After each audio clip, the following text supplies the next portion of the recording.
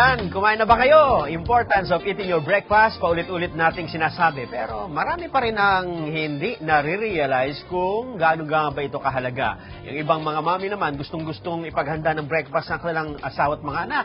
Pero hindi magawa dahil sila mismo'y busy sa maraming bagay. Di ba, Ellen? Yes, tama ka dyan, Kuya Nelson. Pero good news, mga ka-homepage, dahil meron ng store, ha? Uy. Meron na pong store kung saan available na ang mga pagkain suwak na agahan ng inyong pamilya.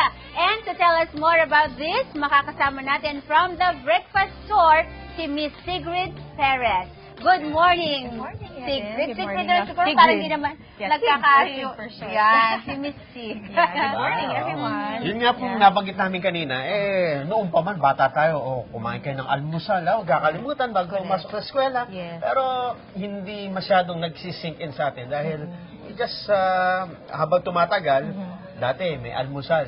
Nung nagkaroon na ng trabaho, kape na lang, tinapay, Yes, Gano'n ba talaga kahalaga ang breakfast? Yeah, actually, I think na oftentimes, no, pag nag-search tayo sa internet or sa TV, kadalasan sinasabi, it's the most important meal of the day. And I would tend to agree talaga, no? Kasi ang nangyayari is, when you eat breakfast, it sets you off for the day. It sets your tone for the day. Hindi ho ba na minsan pag nakakalimutan natin mag-almusal, minsan nakakunot na yung maulo natin or mabilis yung impatience natin at saka hindi tayo naglalast until lunchtime. So, it's really important na it becomes a habit of the family na kahit man lang cereal or you know, a piece of bread, pero at least you have something that to fill your stomach and something warm. So, yun ang importance talaga of having a good breakfast at least or having something that fills you up for the rest of the morning. Speaking of breakfast, syempre, Sig, what is a complete breakfast meal ba? Kasi iba, kape lang, Oo. mainit na tubig lang. Siguro for some, they survive with just a cup of coffee, no? But for if you have children, I don't think it will work. Now, in the first place, hindi naman coffee pwede yun, no? Pero usually, as long as you have your carbohydrates and if you can, you know, you have your proteins, sometimes, for others, pwede na yung banana, but it's best to have at least something na complete yung nutrients mo, especially for children kasi they're very active for the rest of the day. Siguro for adults, yon, a cup of coffee, bread, a piece of bread, or rice and longganisa, that's enough to sustain them for the day. Ako, dahil nabanggit mo yan, nagutom kami bigla. Yeah. Kaya We nakita have namin here. yung mga dala-dala mo. Ano ba itong mga pagkain na natin? Okay. So these are some of the products that we have sa store. Just some. Kasi actually, I would really like to invite you to go to the store. Mas complete yung items that we have there. So just to show you briefly, ito ho yung vegan longganisa. Yung best sellers po namin sa store are the longganisas. So these are the top 2 best sellers. I'm sure you're familiar with vegan. But siguro dun po sa hindi pa nakakarinig, ang recent na popular po ngayon is yung Tugigaraw longganisa. Well, Total total nabanggit na ni Sig yung mga longganisa na ito. Yes. Paano po ba piniprepare yung mga yan? Kayo ba Okay. may sariling tagagawa niyan or meron kayong pinagkukunan? We get it. Ang part of the thrust of the store is to support our local farmers, kitchen entrepreneurs, our homemakers who have the special talent and the skill to know to share with them yung products nila. So these are products directly sourced from the province. So talagang these are galing ho talaga sa vegan yan. Galing ho talaga sa Tugigaraw. So shipped ho yan directly, then we repack it, we pick it up kaagad from the stations and then we freeze it for Pero for sabi the nyo kayo parents parang may to sekreto come. itong mga produktong ito. Actually, another good thing about our products, we try to sell natural or organic products. So para of course yung healthy consciousness andun no.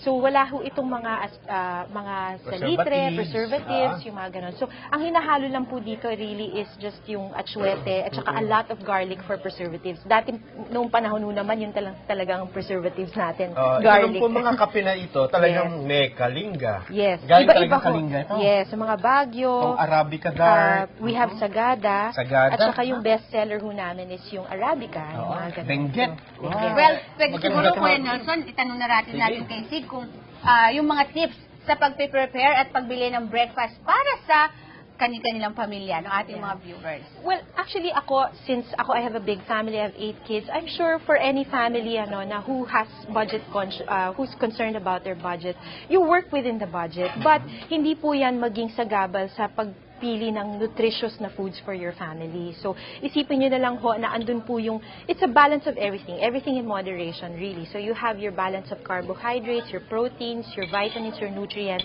As long as andun ho lahat yon, then I think, and then you can serve it to your family. That's what is best for your family. And you have your own, your family, you would know your family best. So, you can, Dadagdag ko na lang itanong sa'yo. Ano ba ito? Parang puto. Ito, actually, ito po are 2 cheeses. Ayan, Gawa masarap po sa yan pandesal dito. yan. Masarap po yan. This is Quesong feta puti. cheese. Meron po kaming kesong puti. Iba-ibang klaseng kesong puti po nandun. Pero ito po is feta, made of cow's milk. And this is goat's milk. And ito po yung herb and garlic cheese. Wow, Masarap po goat's yan milk. sa pandesal and crackers, even snacks for your kids. Ay, maganda talaga yan para sa mga nagpa-farm. Diba? Correct. Talagang Yung mga nagmamad. Sang mga kambing ba galing yan? Actually, dito lang po yan, ang products po, ang raw products galing Batangas. Batangas. Pero ginagawa na po yan dito sa Quezon City. Ayun. So, sana. At Thank saka you ito so po, much, mga juices. Ayan, naku, ang sarap-sarap ng mga longganisa.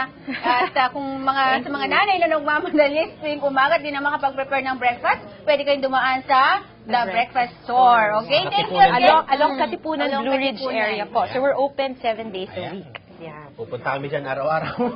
Thank you you. again, Sigrid. Thank you also very much and hope to see you there. Okay. Thank you. Magbabalik pa rin po ang homepage. Kakainin ko lang to. Don't go away. Suka.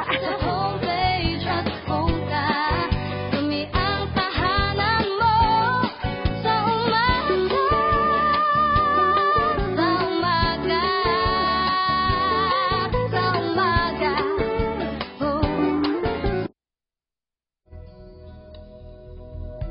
Sa bawat 100 nakakapagtapos ng elementarya,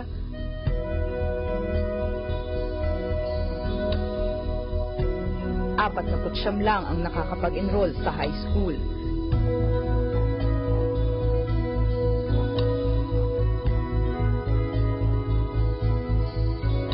Dalawampu mula rito ang swerteng nakakatungtong pa sa kolehiyo.